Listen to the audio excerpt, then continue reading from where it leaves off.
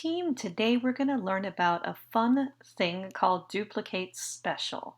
And it's a little hidden inside Maya, and it's always good for making a whole bunch of objects. Let's take a look. So in a previous video, I made this using a super shape, a little helix thing. And let's imagine I wanted to make a whole bunch of them, or a helix of the helix shape. How meta. Here's what you do. I've got my object selected. Now it's very important the order of this. Select it, and then the hotkey I'm using is Shift D, which is like a duplicate special.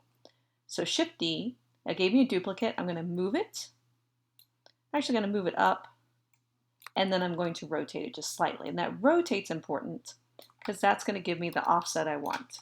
Now, when I rotate it or duplicate it, it's going to do a duplicate 31 degrees in Y. Watch.